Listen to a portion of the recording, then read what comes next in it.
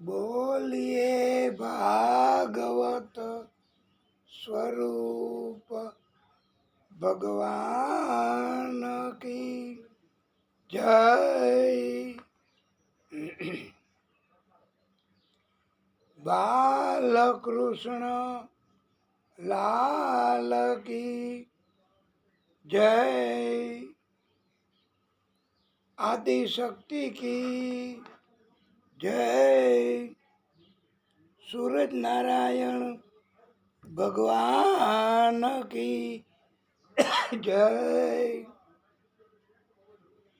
नारायण भगवान की जय। ओम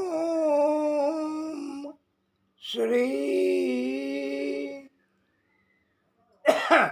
परमात्मने नमः। ओम श्री सरस्वत्यै नमः।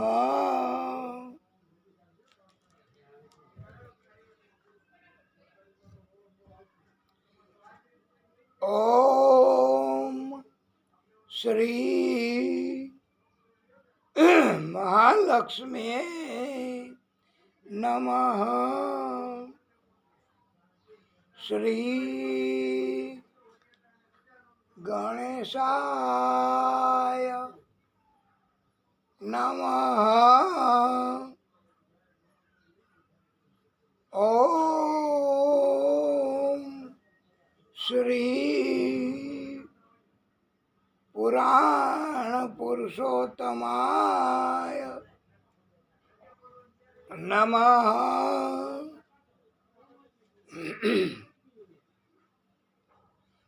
ओम नमो भगवते वासुदेवाय।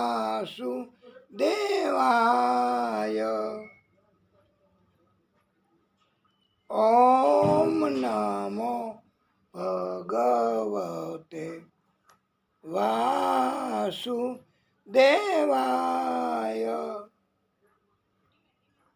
ओम नमो भगवते वासुदेवाय। ओम नमः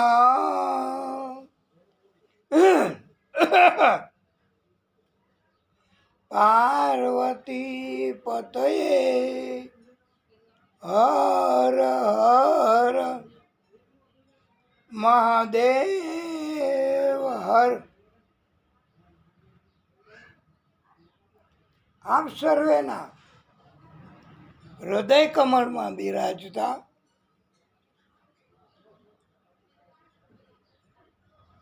આદિશક્તિ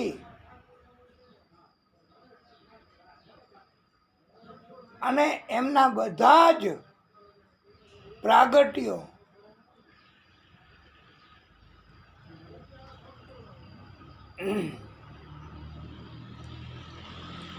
સૂરજ નારાયણ ભગવાન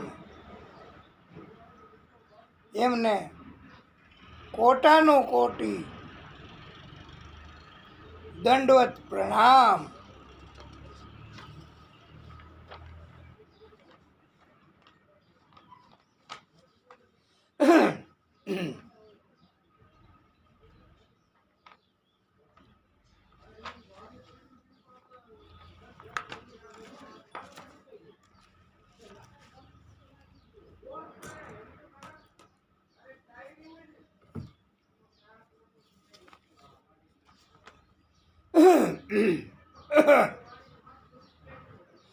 કૃષ્ણાય વાસુદેવાય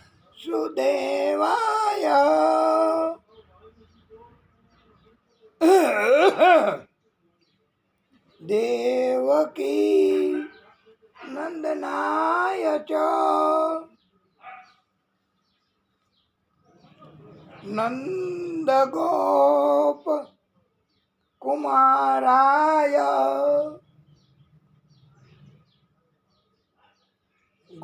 ગોવિંદાય નમો નમઃ. શુક્લાંબરધરમ વિષ્ણું શશિવર્ધનમ ચતુર્ભુજમ પ્રસન્નવદનમ ધ્યાયેત સર્વવિઘ્નો પ્રશાંતયે. સર્વવિઘ્નો પ્રશાંતયે.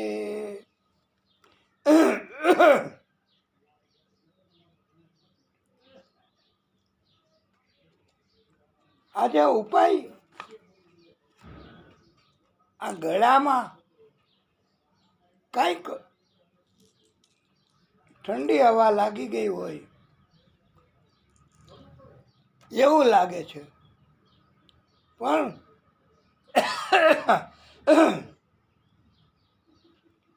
ભાગવતની કથા એ તો આપણે નિત્ય ભાગવત જેવી રીતે થઈ શકે એવી રીતે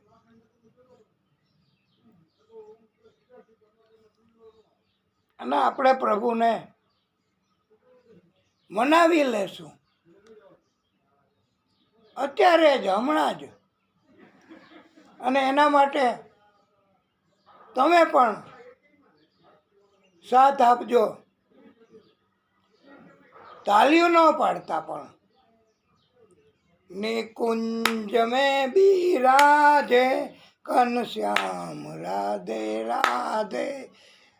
निकुंज में बिराजे घनश्याम राधे राधे. श्याम राधे राधे घनश्याम राधे राधे. श्याम राधे राधे घनश्याम राधे राधे. निकुंज में बिराजे श्याम राधे राधे. श्याम राधे राधे घनश्याम राधे राधे. श्याम राधे राधे घनश्याम राधे राधे. निकुंज में बिराजे घनश्याम राधे राधे.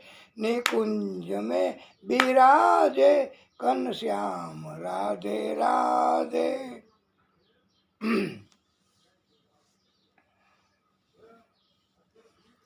निगमनेति शिव अनंत न पावा. निगमनेति शिव अनंत न पावा.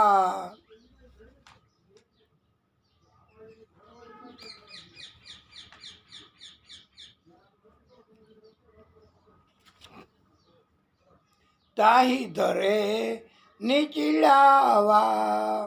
ताही धरे निचिड़ावा. हरि नारायण गोविंदा.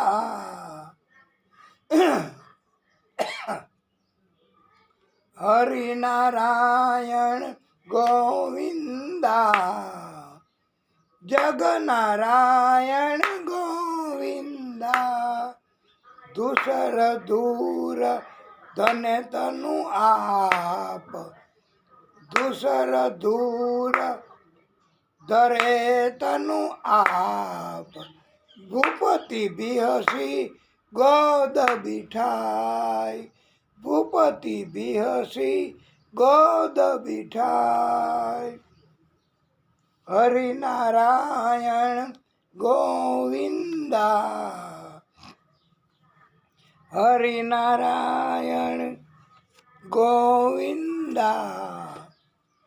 प्रभु नारायण गोविंदा.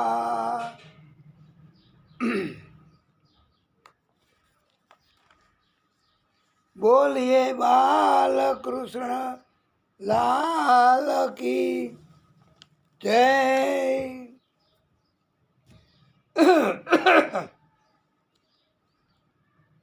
આપણે આજે બૌદ્ધ આપવાનો અને દિવ્ય રચના એ પણ સાથે સાથે કહેવાની છે, તમારે પણ બોલવાની છે. अमृत है हरि नाम जगत में, अमृत है हरि नाम जगत में, इसे छोड़ विषय विष पीना क्या, इसे छोड़ विषय विष पीना क्या, हरि नाम नहीं तो जीना क्या, हरि नाम नहीं तो जीना क्या, हरि नाम नहीं तो जीना क्या, अमृत है हरि नाम जगत में, अमृत है हरि नाम जगत में, इसे छोड़ विषय विष पीना क्या, हरि नाम नहीं तो जीना क्या, हरि नाम नहीं तो जीना क्या.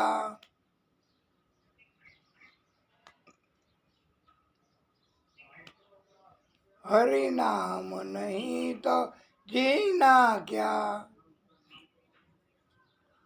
ઘણા તો એવા પણ હોય છે કે આપણે એને કહીએ તમે બોલો તો ખરા, તો એ કે અમારે ઘટપણ આવશે ત્યારે બોલશું. અત્યારે તો અમારે જ્ઞાન અને કૃપા બસ, અને જેટલી મળે એટલી. પણ ઘટપણ આવશે, ધેટ ઇઝ ધ ક્વેશ્ચન. ઘટપણ નહીં આવે એમ, એ પહેલા જ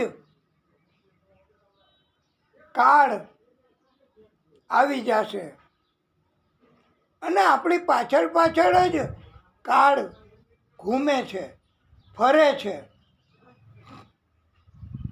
काल सदा अपने रस डोले, काल सदा अपने रस डोले, ना जाने कब सिर चढ़ बोले, ना जाने कब सिर चढ़ बोले, हरि नाम जपो निस्वासर, हरि नाम जपो निस्वासर, इसमें बरस महीना क्या, इसमें बरस महीना क्या, हरि नाम नहीं तो जीना क्या, हरि नाम नहीं तो जीना क्या. काल सदा अपने रस डोले, काल सदा अपने रस डोले, ना जाने कब सिर चढ़ बोले, हरि नाम जपो निस्वासर. निस्वासर એટલે સદાય, હંમેશા. प्रभु का नाम जपो निस्वासर, इसमें बरस महीना क्या, हरि नाम नहीं तो जीना क्या, हरि नाम नहीं तो जीना क्या.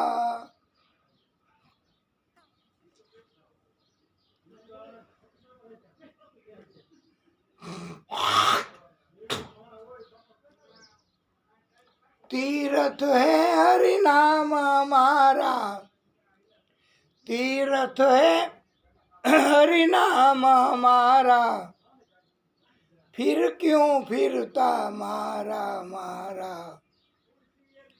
फिर क्यों फिरता मारा मारा. अंत समय हरि नाम न आवे, अंत समय हरि नाम न आवे, अंत समय हरि नाम न आवे, तो काशी और मदीना क्या, तो काशी और मदीना क्या, हरि नाम नहीं तो जीना क्या, हरि नाम नहीं तो जीना क्या।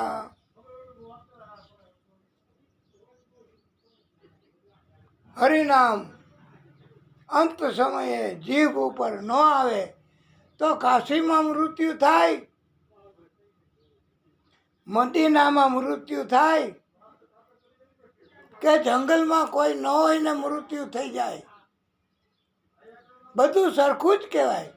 આ તો હરિનામ જો આવે તો કાશીએ જઈને જો મૃત્યુ આવે અને હરિનામ જીવ ઉપર આવે તો અંત સમયે ભવ પાર ઉતરી શકાય છે વાલા ભક્તો.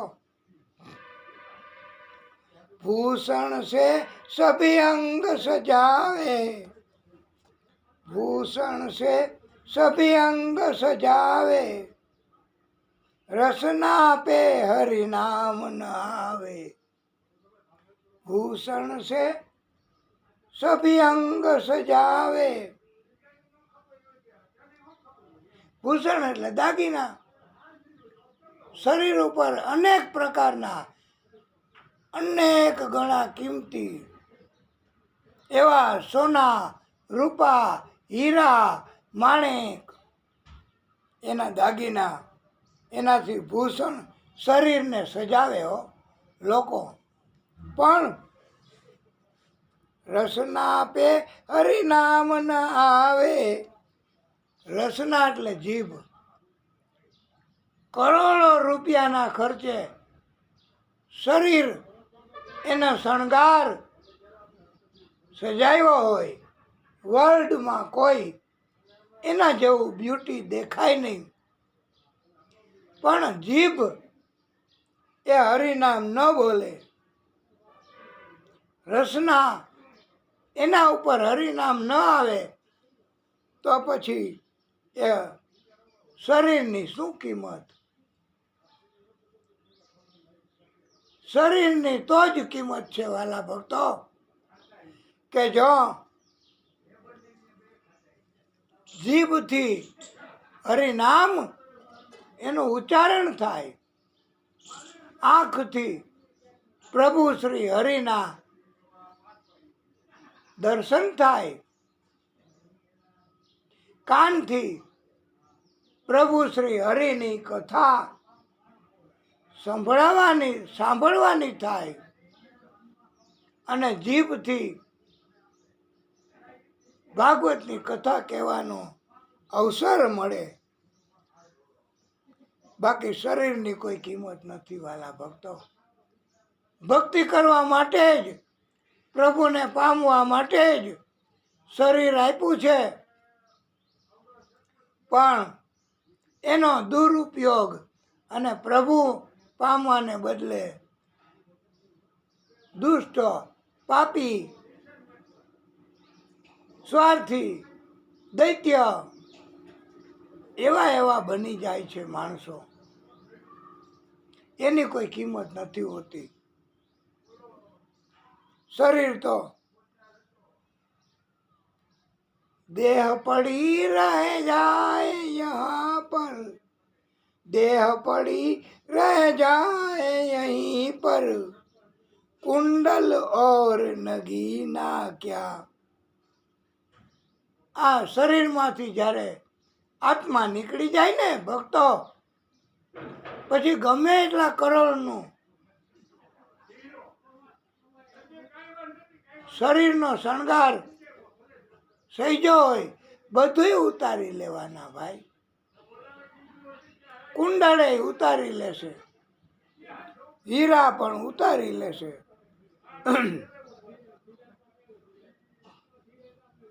એકવાર દ્રૌપદીએ કહ્યું કે કૃષ્ણ, તમે ધાર્યું હોત તો અમને મહાભારતના યુદ્ધમાં જીતાડી શકત.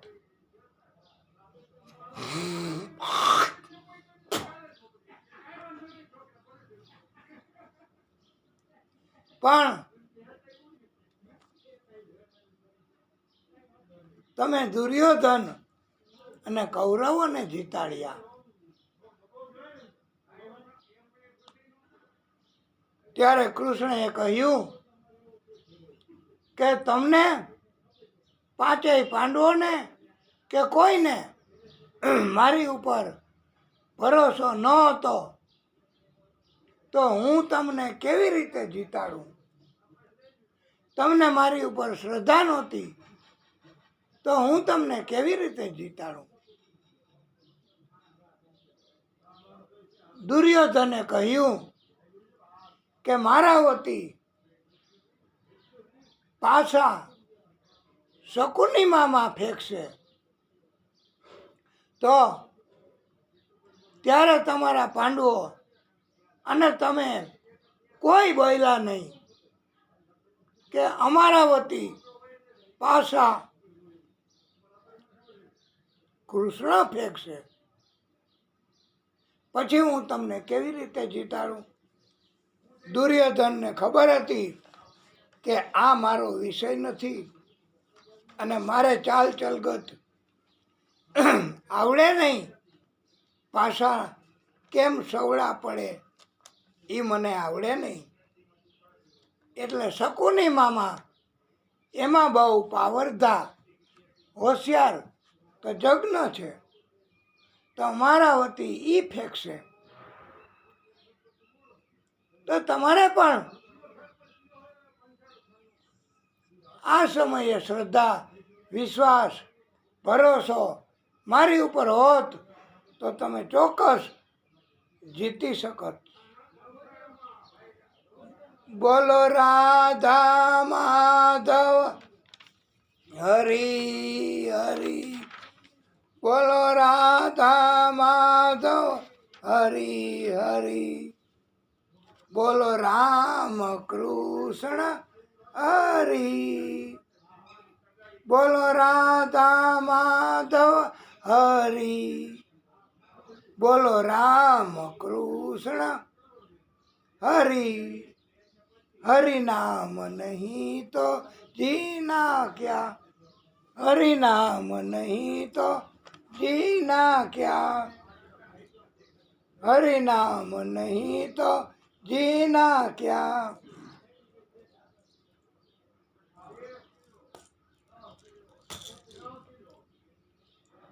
हरि नाम हृदय से भूलू ना, हरि नाम हृदय से भूलू ना, ये भुलाने के काबिल नहीं है, ये भुलाने के काबिल नहीं है.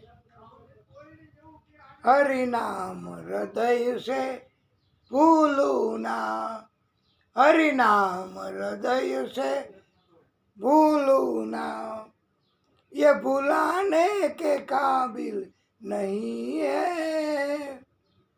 बड़ी मुश्किल से नरसंग मिला है, बड़ी मुश्किल से नरसंग मिला है.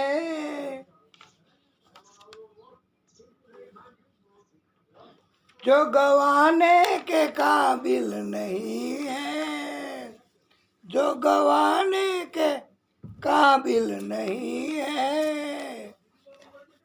हरि नाम हृदय से भूलू ना. श्री शुक उवाच. हे राजन,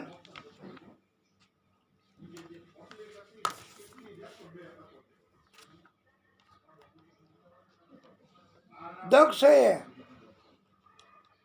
પંચજની અસિકની સાથે વિવાહ થયા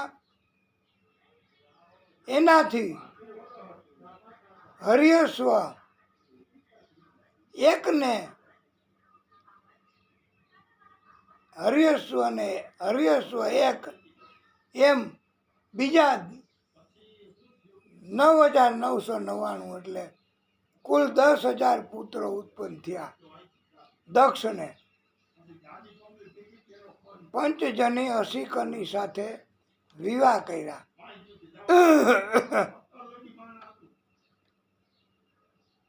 પેલા કાંઈ એવી પાબંદી નહોતી હો કે એક જ પત્ની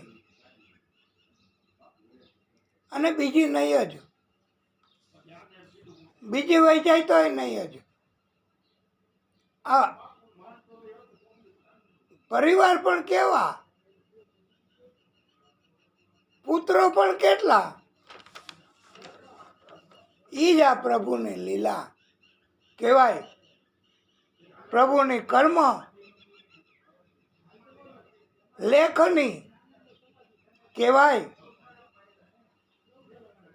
ઘણી જગ્યાએ એકેય ન હોય સંતાન અને માનતા કરવી પડે. અને ઘણી જગ્યાએ જોવા દક્ષ એને હર્યસ્વ એમ કુલ 10,000 પુત્રો, બધા જ પુત્રો એક કરે એવી રીતે બધાય કરતા હતા. બધાના સ્વભાવ સરખા જ હતા.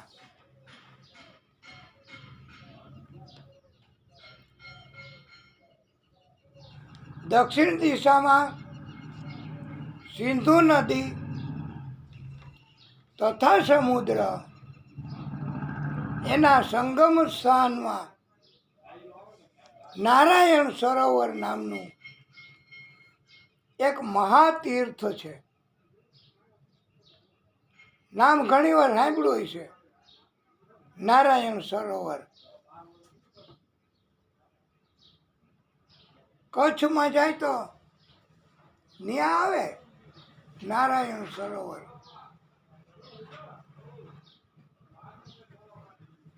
નારાયણ સરોવરમાં દક્ષના પુત્રોએ સ્નાન કર્યું. તેના અંતઃકરણ શુદ્ધ થઈ ગયા.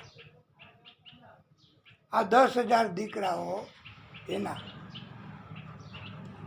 એઓની બુદ્ધિ ભાગવત ધર્મમાં જોડાઈ ગઈ. નારદજીએ તેઓની નજીક જઈને કહ્યું, તમે તપ કાર્યો કરી ભગવત ધર્મમાં જોડાઈ ગયા, તો હવે પછી ફરીથી પિતાના ઘરે જગતના વ્યવહારો કરવા, જગતના કર્મબંધનમાં ફસાવા શા માટે જાઉં છું? શા માટે માયા એક તો દૂર થઈ, ત્યાગ,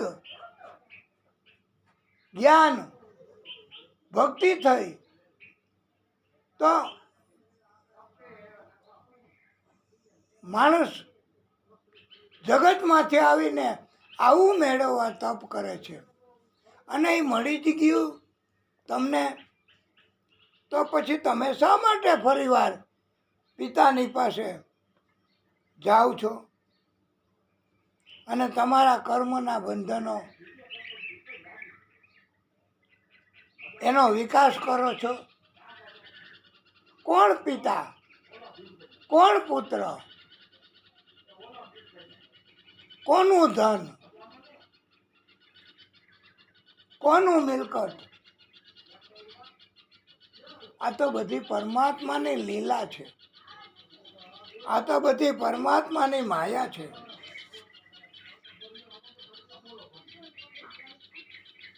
તમારા પિતાનો સ્વાર્થ છે કે તમે 10,000 દીકરાઓ જો સેવા કરો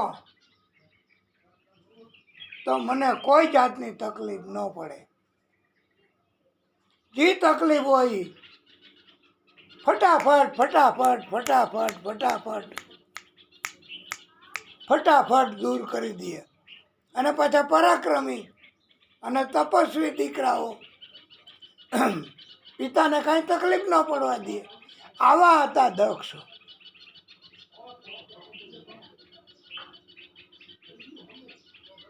આ બીજી ભૂલ દક્ષે કરી હોય એવું નથી લાગતું કે પુત્રને સ્વાર્થને કારણ ભગવત ધર્મ પ્રાપ્ત થયો પછી એ બોલાવ્યા કે મારી સેવા કરવા પધારજો, એટલે ઘટપણમાં તકલીફ ન પડે. આમ તો ઘટપણની તકલીફ બહુ ભૂંડી હો. એક તો કોઈને આપણે ગમીએ નહીં, અમારે ઘટપણો છે અને કહેવાય 60 પછી ઘટપણ જ કહેવાય. અમારે કેટલાય નથી કહેવું. એ પછી વિડીયો કથા કરવા ભક્ત આમંત્રિત કરશે 7 દિવસ સપ્તાહ કથા, ત્યારે અમે આપને બતાવશું, એ પ્રોમિસ. તો દક્ષે કેવું કર્યું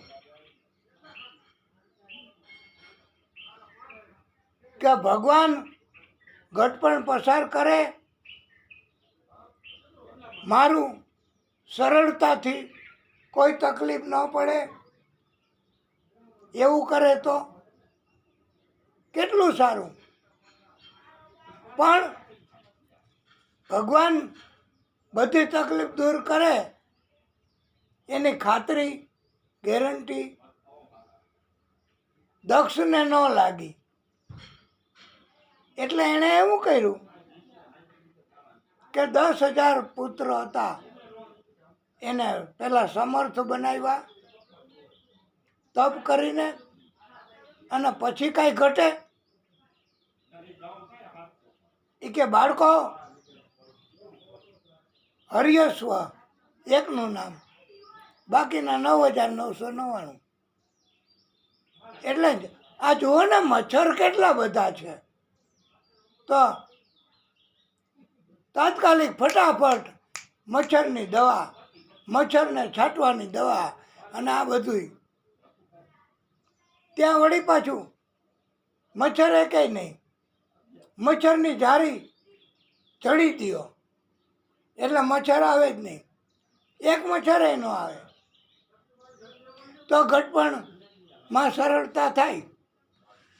આવું જો થાય તો, આવું કરે તો. અને માખ્યું કેટલી બધી, ઓહો, જીક ઓરડામાં બારી ખોલો એ ઓરડામાં માખ્યું માખ્યું માખ્યું. તો દક્ષ કે હર્યસ્વ આ માખ્યું જોવો ને હેરાન કરે છે, એવી કઈડે એવી કઈડે એવી કઈડે. તો 10,000 પુત્ર હતા, એમાંથી કેટલાય માખીઓને ભગાડવા ઉડાડવા કરે, કેટલાય સ્પ્રે લઈ આવે અને માખીઓ ન આવે, મચ્છરે ન આવે. પછી ક્યાં ચટકા ભરે છે, કીડિયું કેમ? તો હર્યસ્વ 10,000 પુત્રો પૈકીનો કે કીડીઓને હટાવવા સ્પ્રે લઈ આવે, કીડીઓ આગી રહીએ એવું કરે. સંડાસમાં કીડીયું, બાથરૂમમાં કીડ્યું, રૂમમાં કીડ્યું, ફળિયામાં કીડ્યું, જ્યાં જુઓ ત્યાં કીડ્યું, જ્યાં જુઓ ત્યાં માખ્યું, જ્યાં જુઓ ત્યાં મચ્છર, અને એમાં ઘટપણ પસાર કરવામાં પણ બીજો રસ્તો ન હોય. 10,000 પુત્રો ક્યાંથી કાઢવા? ભગવાનની કૃપાથી આવું તો આવું છે તો ખરું એમ માનીને અને ભક્તિ કરશું તો ભક્તિના કારણથી ભગવાનની કૃપા થશે અને કોઈ જાતની તકલીફ નહીં થાય ભાઈ, કોઈ જાતની નહીં. ન જીવ જંતુની બીક, ન મચ્છર, ન કીડીઓ, ન મકોડા. ગીનતે જાઓ, ગીનતે જાઓ, ગીનતે જાઓ. એટલે અને તો ઘટપણ આ નિર્વિઘ્ને સરળતાથી પસાર થાય. પણ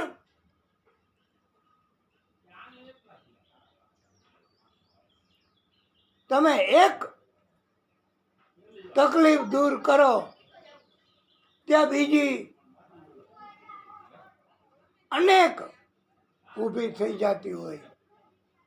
પણ 10,000 દીકરાઓ દક્ષએ વિચાર્યું કે કોઈ તકલીફ ન પડે, ઘટપણ સરળતાથી જાય અને કોઈ અપમાને ન કરે, કોઈ નિંદા ન કરે, કોઈ ટીકા ન કરે. કારણ કે 10,000 દીકરા. પછી બહાર નીકળે બજારમાં, શાકભાજી લેવા નીકળે તો વાલા ભક્તો ટમેટાના પૈસા ન લે. 10,000 દીકરાઓ. આપણે પછી નથી કથામાં કહેશું કૃષ્ણ એણે ધોબી કાકાને ન્યા ને ન્યા મુષ્ટિક પ્રહાર કરીને મારી નાખ્યા. દરજી જોઈ ગયા તો દરજીને કીધું હું દેવાનું? એ કે આશીર્વાદ દો પ્રભુ, અમે હમણાં જ જોયું, ચમત્કાર વગર અમે નમસ્કાર નહીં કરીએ. એટલે ચમત્કાર વગર નમસ્કાર ન થાય. 2 હાથ જોડવાથી ભગવાન, સંતો, ભક્તો એ મદદ કરે, એ કૃપા કરે અને ભગવાનની કૃપા થાય તો આ તો ઉલટાની તકલીફ વધે. એવું બધું થવા માંડે અને જગતમાં જેટલા જીવજંતુ ને જેટલી આઈટમ ને એ બધુંય એક રૂમ હોય મોટો તો બધું એમાં હોય. મચ્છરદાનીમાંય કરી જાય મચ્છર. એક તકલીફ થોડી. એટલે આમાં ઘટપણ કેવી રીતે સરળતાથી જાય?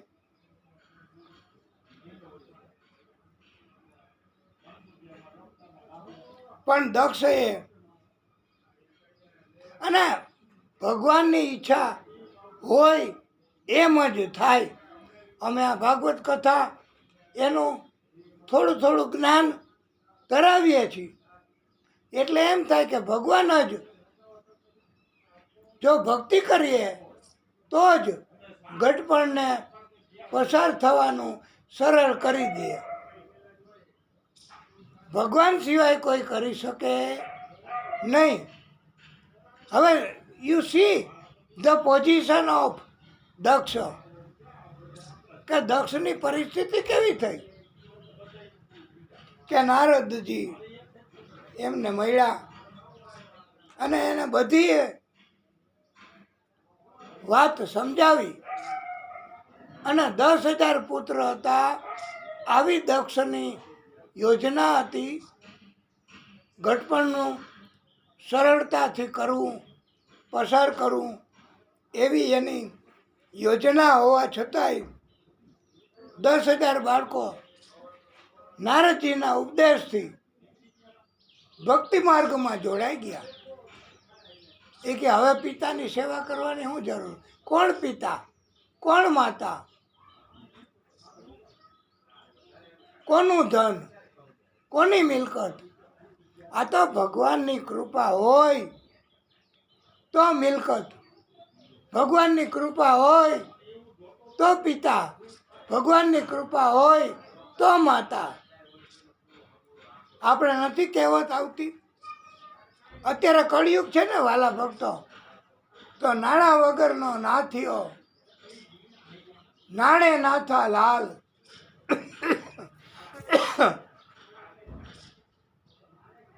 એક જણાનું નામ નાથો હતું. એની પાસે નાણું નહોતું જરાય હો. તો એના બધાય નાથિયો નાથિયો નાથિયો એમ કહેતા.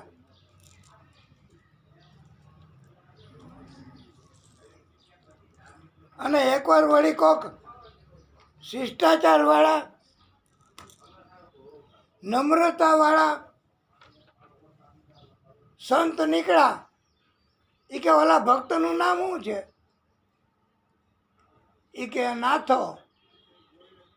એ કે ઓમ નાથાભાઈ.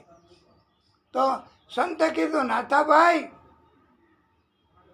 એ નાથાભાઈ, એ નાથાભાઈ. પણ નાથાને એમ કે મને કોઈ નાથોભાઈ કહેતું નથી, અને આ સંત છે તો એ મને કાંઈ થોડો બોલાવે.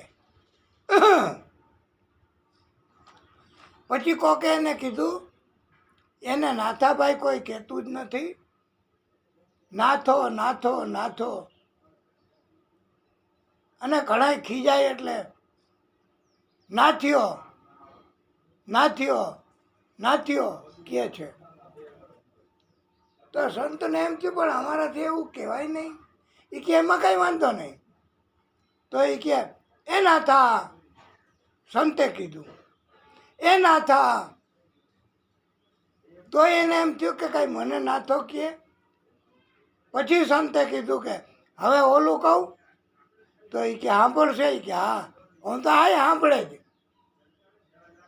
પણ એને એમ કે બીજાને બોલાવે છે. તો એ નાથિયા, એ નાથિયા.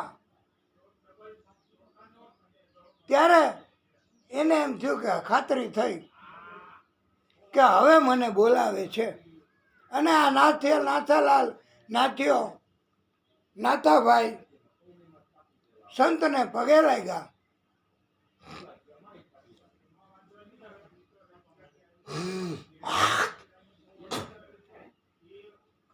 અને સંતની અમી દ્રષ્ટિ થઈ હો. અમી દ્રષ્ટિ થાય એટલે પતી ગયું.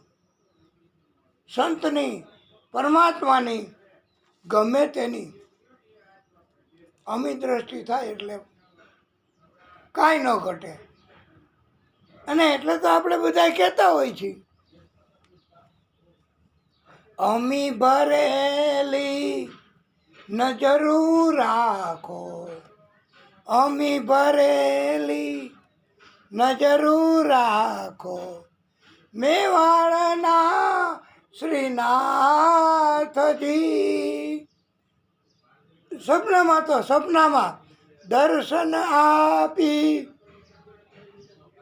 દુખડા કાપો, દર્શન આપી દુખડા કાપો, મેવાડના શ્રીનાથજી.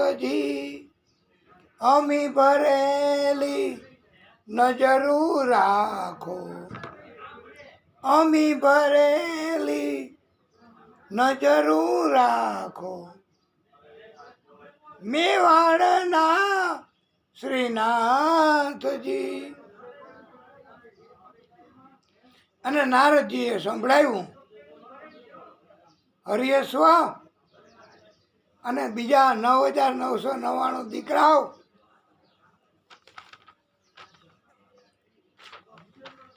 કાળચક્ર હંમેશા નિરંતર સતત સદાય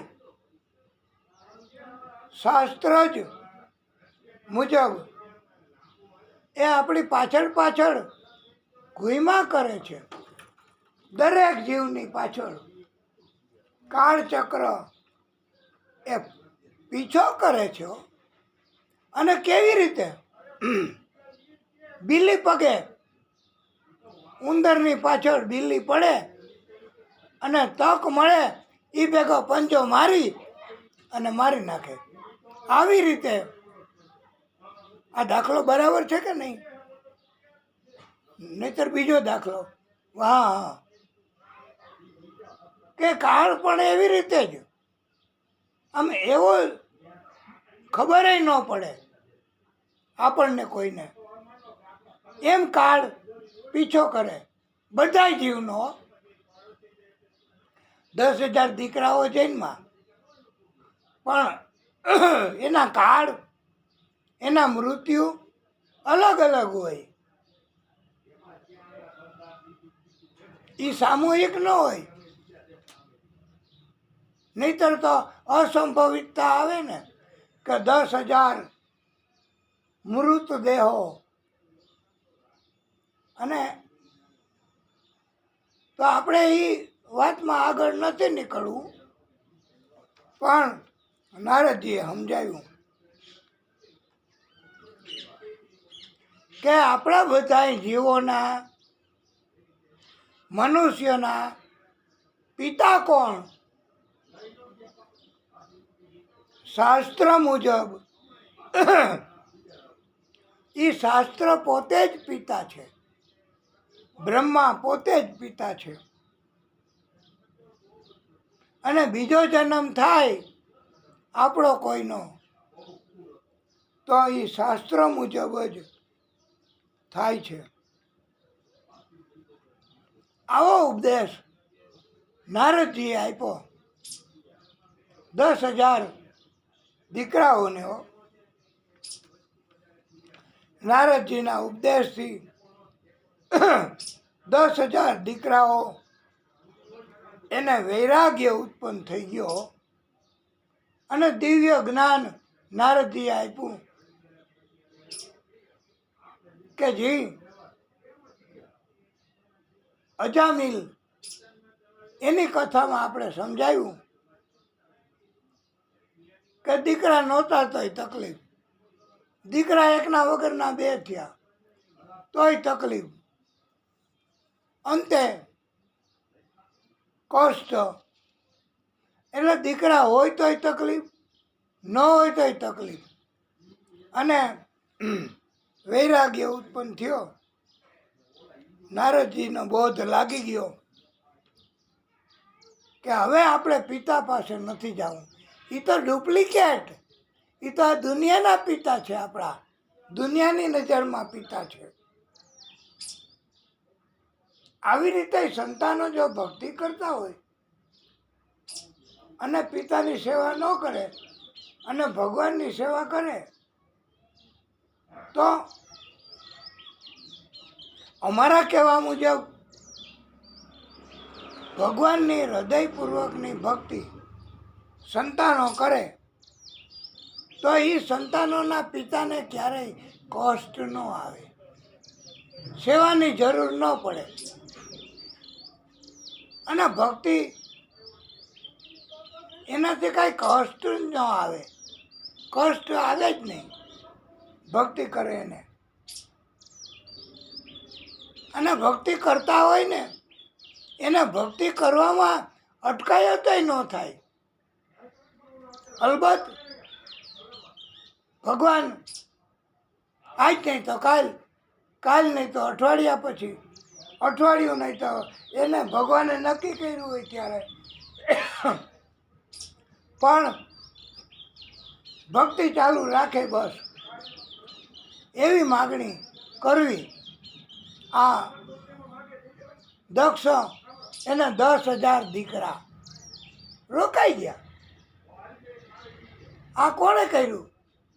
નારદજીએ નહીં ભાઈ, નારદજી તો નિમિત્ત બન્યા. આ બધું ભગવાને જ કર્યું કહેવાય. ભગવાન જ બધું કરે છે અને ભગવાન જ 10,000 દીકરા આપે છે. ભગવાનની લીલા છે. સંતે સમજાવ્યું હતું અજામિલને અને ઓલા ભાઈ આપણે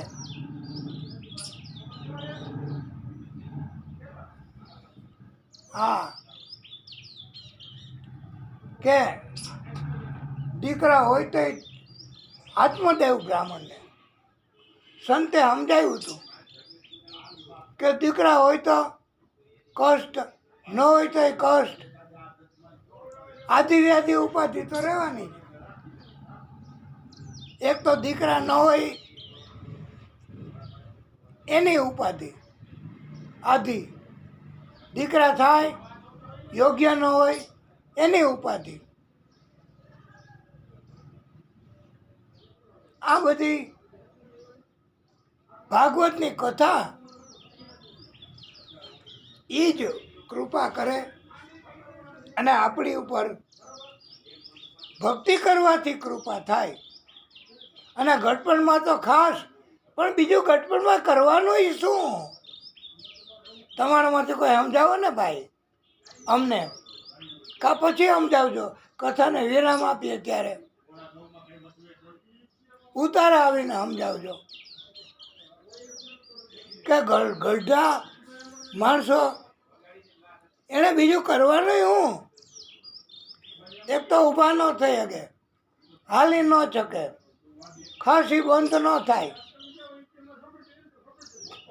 અને બીમારી તો લગભગ મોટા ભાગની દવાઓ ખાતા હોય. તો ઘટપણ આવે પછી તો તકલીફ પડવાની જ, જો ભક્તિ નહીં હોય તો. પણ ભક્તિ જો હશે તો ભગવાન પોતે સંપૂર્ણપણે ધ્યાન રાખશો ભક્તનું. અને આ એકના વગરના 10,000 તો એ ભક્તિ નહીં દક્ષની, અને ભગવાન ઉપર ભરોસો નહીં. નકર ભગવાન ઉપર ભરોસો રાખી અને કે ભાઈ તમારામાંથી થોડાક અહીંયા રહ્યો, ભગવાનની કૃપાથી મારી સેવા કરજો, જો મારે જરૂર પડે તો, અને હું ભક્તિ કરીશ, તમને બધાને વારસામાં ભક્તિ આપીશ. પણ આવું તો ક્યાંથી થાય? દક્ષને એમ હતું કે ભગવાન મદદ કરે, કેવી રીતે કરે, ક્યારે કરે, એના કરતાં 10,000 બાળકો સમર્થ, કાંઈ તકલીફ નહીં, બધી તકલીફ ફટાફટ દૂર કરી દે.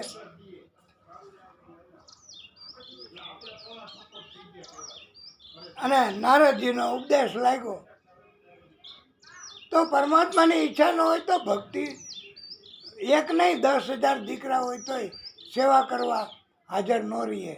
ત્યારે take the example of Dashrath રાજા, કે એના દીકરા તો ભગવાન પોતે હતા. ભગવાને પોતે પ્રાગટ્ય કર્યું હતું રામજી સ્વરૂપે, આદિશક્તિ એ રામજી સ્વરૂપે. તોય એને દક્ષને મૃત્યુ સમયે નહોતા હાજર. એટલે ભગવાન સિવાય કોઈ ન કરે હો. હવે આપણને એમ થાય કે ભગવાન દેખાતા તો નથી, ભગવાન કરી ગયા, ભગવાન રાતના સરખું કરી ગયા. પણ ભગવાન કોઈને કોઈ રૂપ, કોઈને કોઈ સ્વરૂપ એમાં પ્રવેશ કરી અને ભગવાન કામ કરી જતા હોય છે.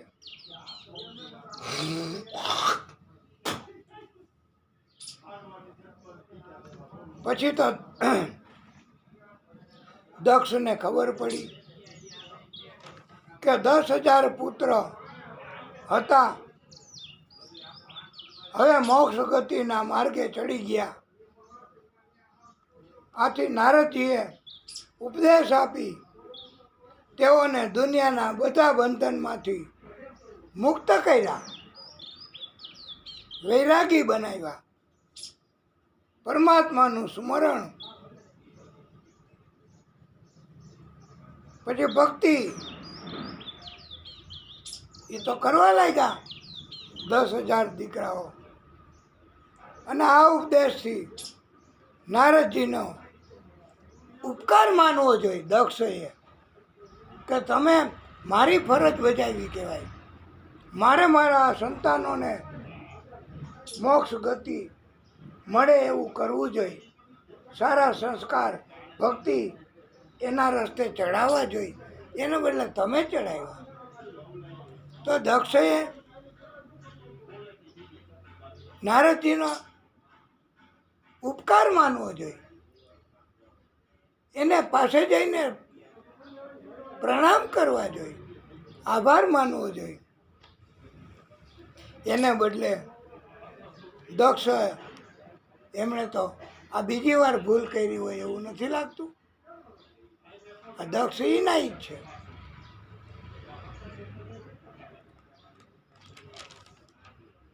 અને દક્ષએ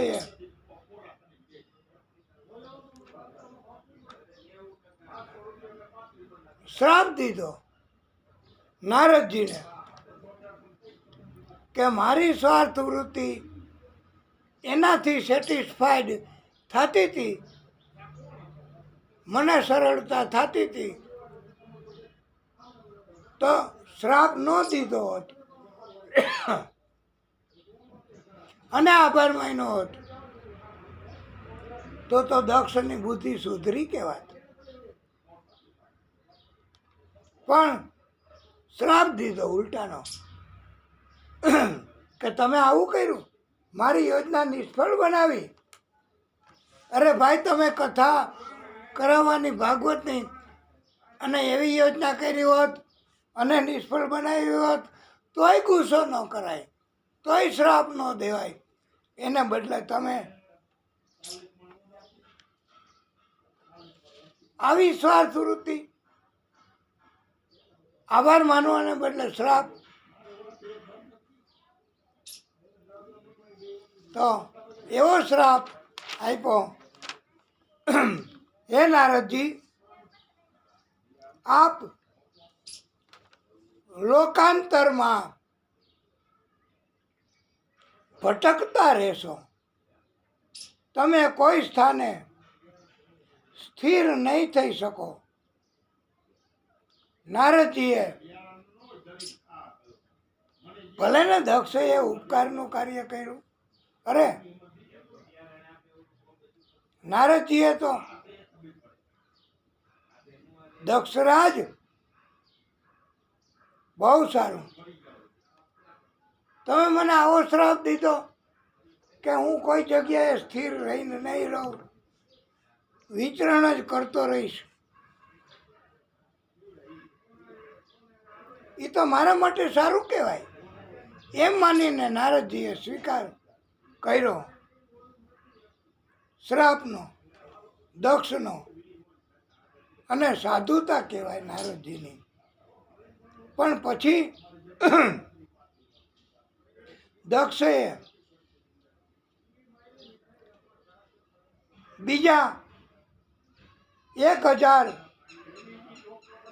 સગલાસ્વ પુત્રો ઉત્પન્ન કર્યા. બોલો લ્યો, કેવા પણ આ કહેવાય મનુષ્યો, કે દક્ષની પણ કેવી યોજનાઓ, કે 1,000 બીજા દીકરા ઉત્પન્ન કર્યા. ભલે ને 10 રોકાઈ ગયા.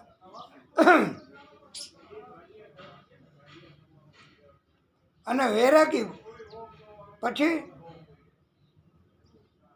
એને પણ ઉપદેશ આપી વૈરાગી બનાવી દીધા. 1000 બીજા ઉત્પન્ન કર્યા એને નારદજીએ. નારદજીની સાથે આવો વ્યવહાર કર્યો. તેથી દક્ષ પ્રજાપતિને એની પત્ની અસિકની એનાથી 60 દીકરીઓ ઉત્પન્ન થઈ.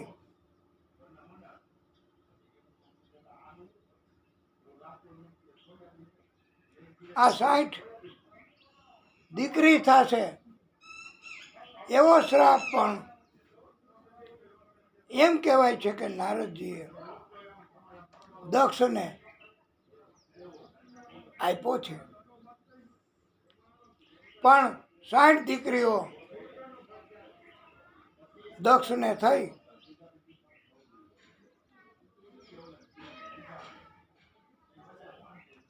માંથી 10 ધર્મની સાથે પરણાવી,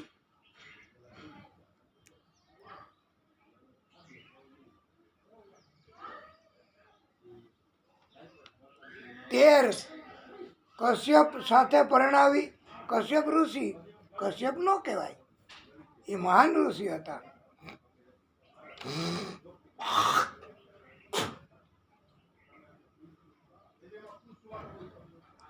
અને આવું ક્યારેક થઈ જાય તો તમે માફ કરજો.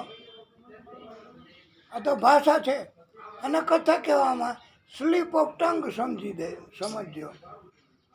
27 કન્યા ચંદ્ર સાથે પરણાવી, 2 ભૂત સાથે, 2 અંગીરા સાથે, 2 કુશાસુર સાથે, 4 તાક્ષર્યના નામ ધારણ કરનારા કશ્યપ સાથે પરણાવી. આમ કુલ 60 કન્યા પરણાવી. ધર્મને 10 પરણાવીને કન્યા એને ભાનુ, લંબા, કકુંભ, જામી, વિશ્વા, સાધ્યા, મરુત્વતી, વસુ, મુહૂર્તા, સંકલ્પા, આમ કુલ 10 કન્યા હતી. અને પેલી કન્યા પાછી લઈએ. ભાનુનો દેવ વૃષભ અને વૃષભનો ઇન્દ્રસેન, બીજી લંબા એનો વિદ્યોત, એનો બીજો મેઘો, કકુંભનો સંકટ, તેનો કિકટ,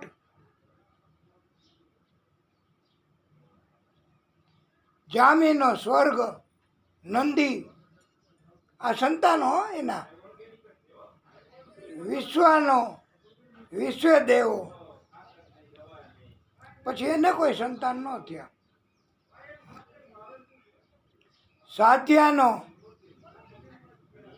સાધ્યો તથા તેનો અર્થ સિદ્ધિ થયો, 2 થયા સાધ્યાને.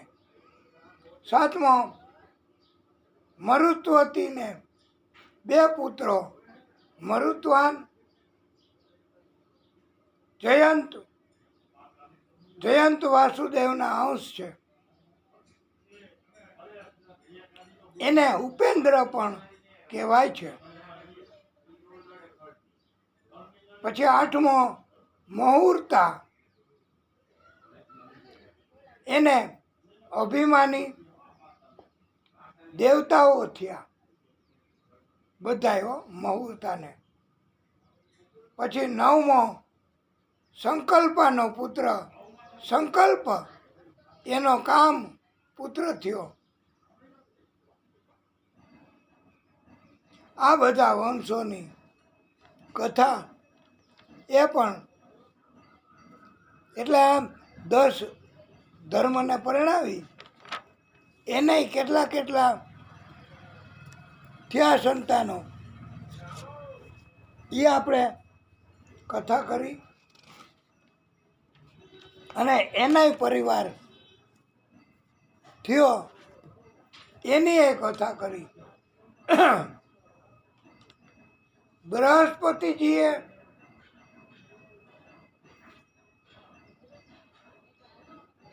કરેલો ઇન્દ્ર દેવો એના ગુરુ તરીકેથી ત્યાગ. આ બૃહસ્પતિજી હતા ને એ ઇન્દ્ર અને દેવોના ગુરુ હતા અને અનબન થઈ તો બૃહસ્પતિજીએ કહ્યું કે મારે તમારા લોકોના ગુરુ તરીકે નથી રહેવું. ઇન્દ્રને ઘમંડ થયો, અભિમાન થયું.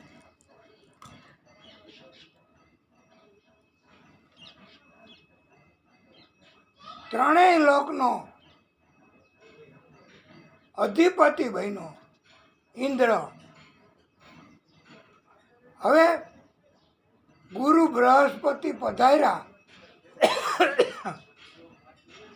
ઇન્દ્ર કે દેવોએ સત્કાર ન કર્યો, સન્માન ન કર્યું. ગુરુ તરત જ શિષ્યનો બહિષ્કાર કરી અને જતા રહ્યા. પણ આ તો પરમાત્માની કૃપા હોય એટલે એવું થાય, નહીતર ખુદ દેવો અને બધાયના તો ક્યારેક આવું થાય તો ગુસ્સાને ઘોડી અને પી જાઓ. એવું તો ભાગવત શીખવે છે. પણ આ તો પ્રભુની લીલા અને એની લીલા થાય તો જ આવું બધું થાય. અને આ ભગવાનની લીલા કે બીજાને ગુરુ ધારવા નીકળી ગયા દેવો ઇન્દ્ર. ગુરુએ શ્રાપ દીધો કે સંપત્તિ વગરના થઈ જાશો, તો સંપત્તિ વગરના થઈ ગયા.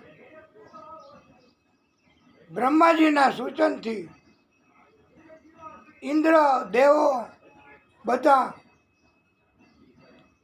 હવે બ્રહ્માજીએ સૂચન કર્યું કે તમે ત્વષ્ટા ઋષિના પુત્ર વિશ્વરૂપ એને ગુરુ બનાવો. તો દેવો અને ઇન્દ્ર ને એ તો ગયા ત્વષ્ટા ઋષિને મળ્યા. એને કીધું કે આપના પુત્રને અમારે ગુરુ બનાવવા છે, તો આપ ભલામણ કરો. ત્વષ્ટા ઋષિએ કહ્યું કે હું એવી સૂચના એવી ભલામણ ન કરું. એની ઈચ્છા હોય તો એ કરે, એમાં હું કંઈ અટકાઈ હતી ન કરું.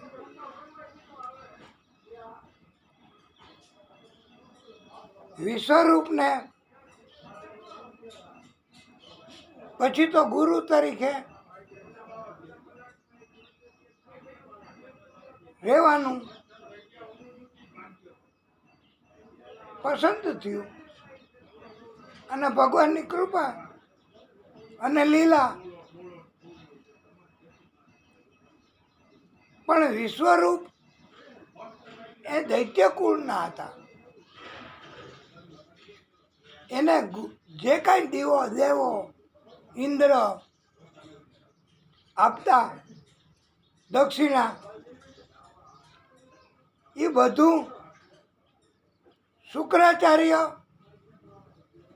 અને બીજા અસુરો દૈત્યો એને મોકલતા.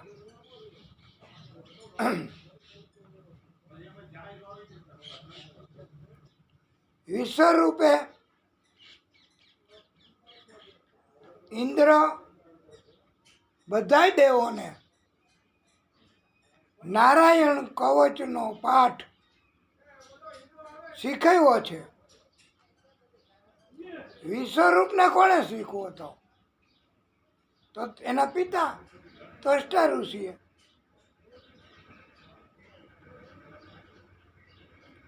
ઇન્દ્રએ આ વૈષ્ણવી વિદ્યા નારાયણ કવચનો પાઠ પ્રાપ્ત કરી યુદ્ધમાં અસુરોને જીતી લીધા. ત્રણેય લોકના સ્વામી બની ગયા. ઇન્દ્ર ગુરુ વિશ્વરૂપને 3 મુખ હતા. વિશ્વરૂપ તેની માતા અસુર કુળની દેવી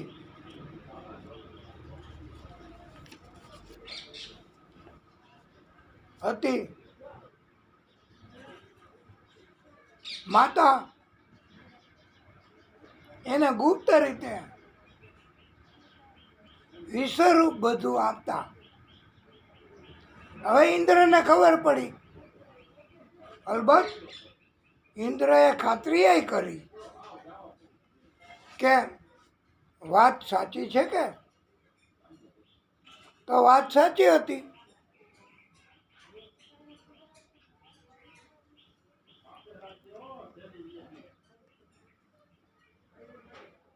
અને ખાતરી કર્યા પછી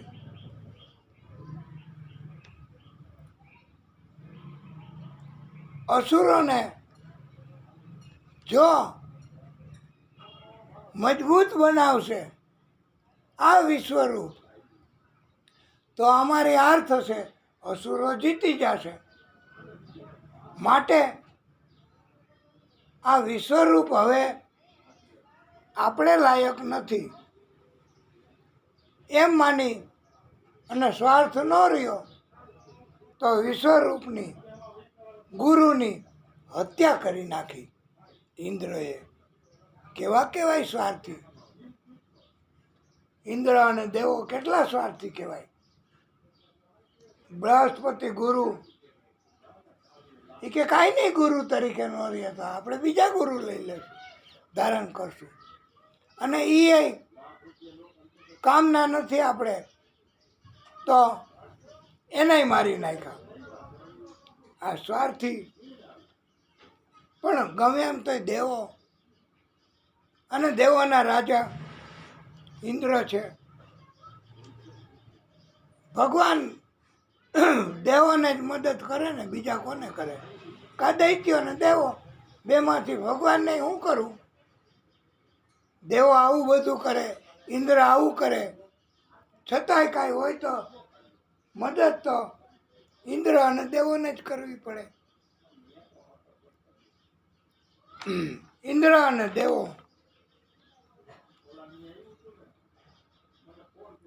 એની સાથે દુશ્મની રાખવા માંડ્યા. પછી ઇન્દ્ર નહીં, બ્રહ્મ હત્યાનો દોષ તો લાગ્યો. હા,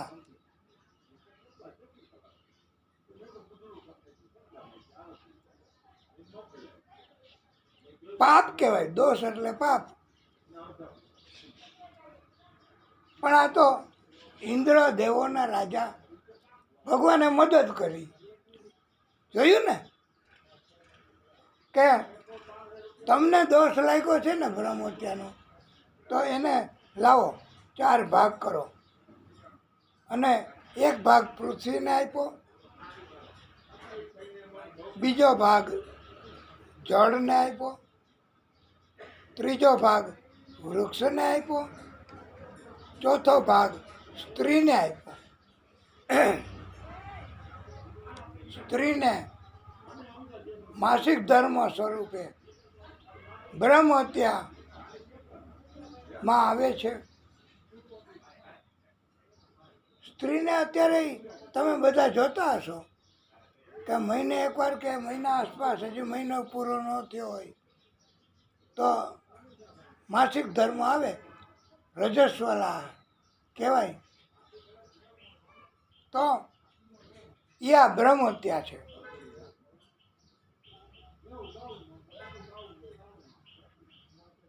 વિશ્વરૂપની હત્યા પછી ત્વષ્ટા ઋષિએ યજ્ઞ કરી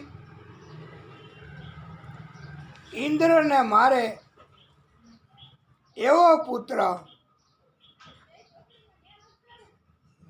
ત્વષ્ટા ઋષિને મેળવ્યો હતો.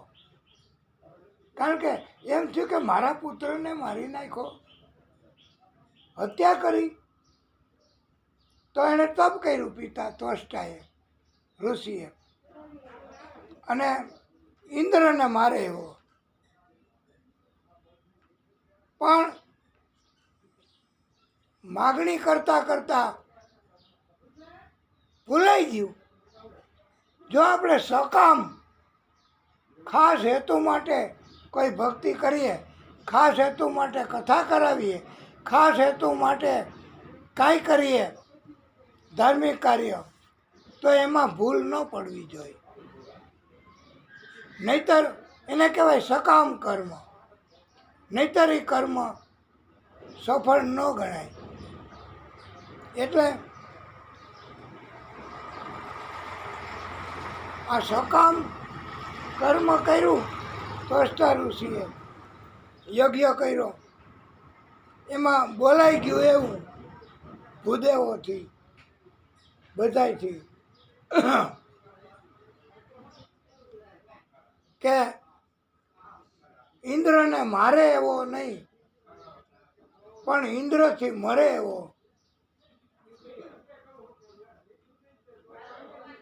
પુત્ર મગાઈ ગયો. પણ યજ્ઞદેવે યજ્ઞ સફળ માની પુત્ર આપ્યો, વૃત્રાસુર નામનો. વૃત્રાસુર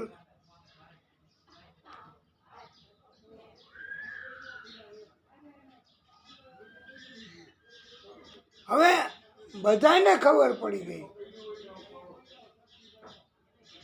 કે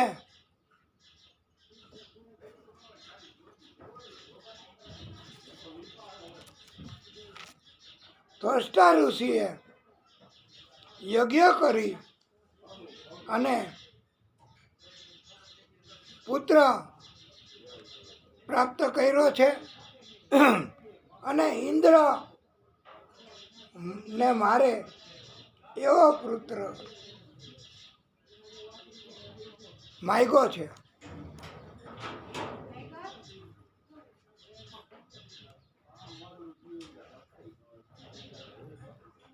પછી તો ઇન્દ્ર અને દેવો બધાય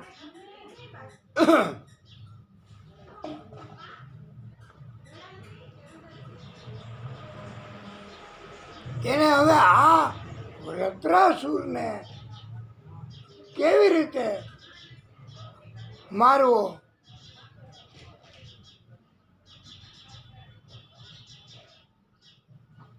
એ ચિંતા.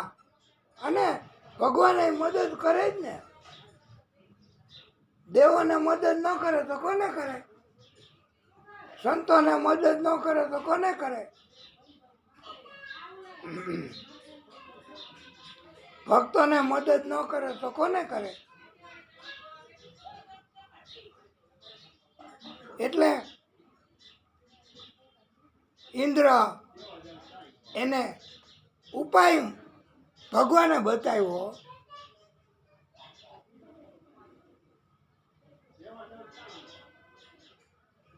અને ભગવાને સૂચન કર્યું કે દધીચી ઋષિના હાડકાનું હથિયાર વજ્ર બને તો વૃત્રાસુર મૃત્યુ પામે.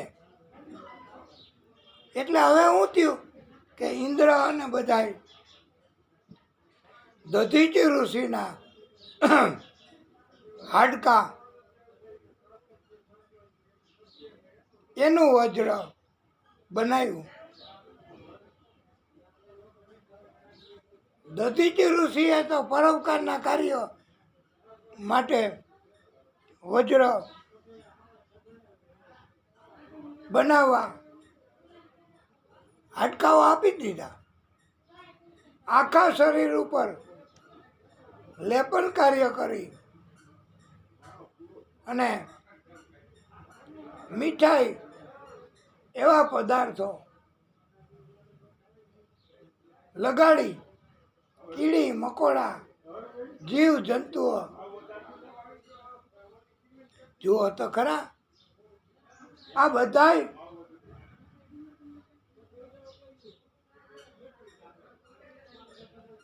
ખાઈ ગયા આખું શરીર દધીચી ઋષિનું. દરેક વખતે દધીચી ઋષિએ પરમાત્માનું સ્મરણ કર્યું છે. એને ધામની પ્રાપ્તિ થઈ છે પ્રભુના.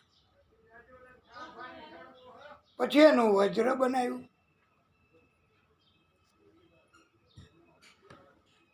દધીચી ઋષિ એને ધામ મળ્યું.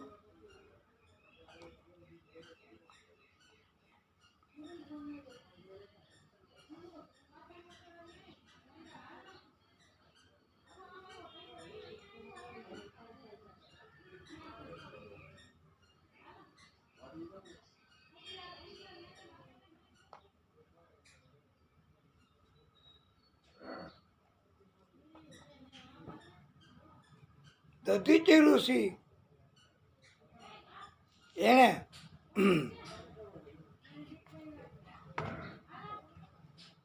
દરેક વખતે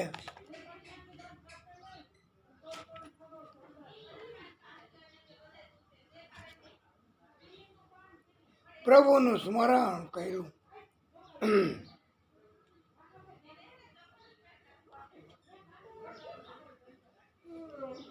પછી તો વૃત્રાસુર એમની સાથે યુદ્ધ કરવા લડવા માટે ઇન્દ્ર અને દેવો આવી ગયા.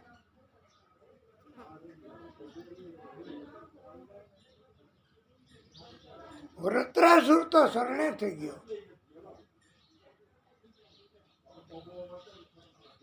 પણ છતાંય ઇન્દ્રએ માફ ન કર્યું.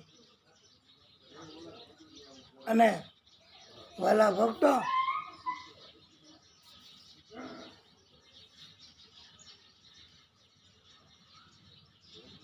વૃત્રાસુરે પ્રભુની સ્તુતિ કરી છે, પ્રભુનું સ્મરણ કર્યું છે.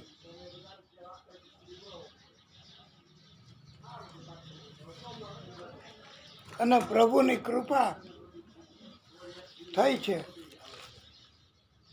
વૃત્રાસુર એની સ્તુતિ ભાગવતમાં બહુ જ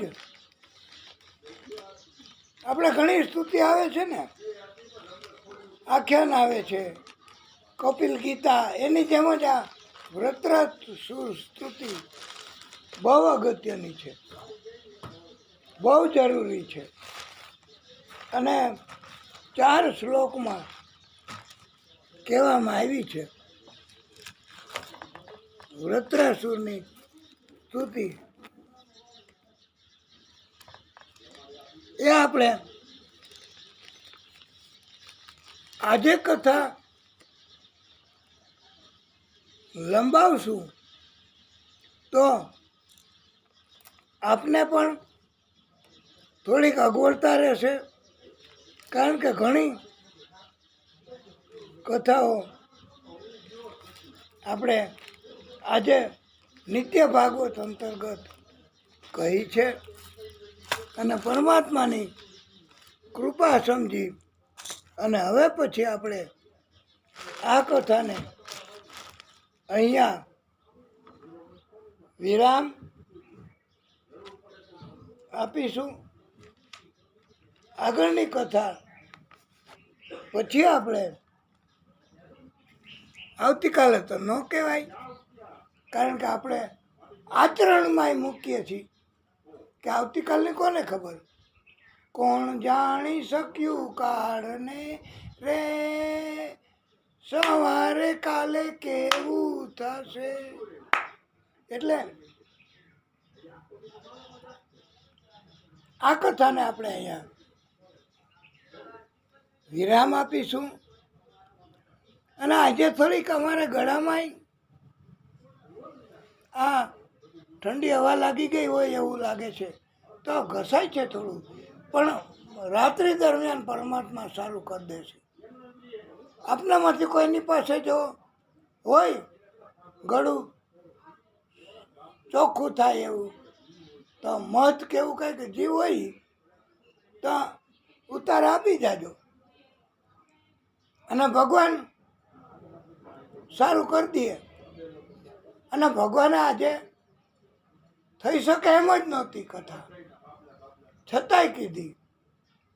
અને ભગવાનની કૃપા આનું નામ કહેવાય.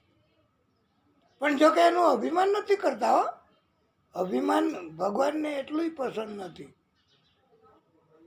તો બોલીએ ભાગવત સ્વરૂપ ભગવાન કી જય, બોલીએ બાલકૃષ્ણ લાલ કી જય. ઓમ નમઃ પાર્વતી પતયે હર હર મહાદેવ હર. હે પ્રભુ, કથાને વિરામ.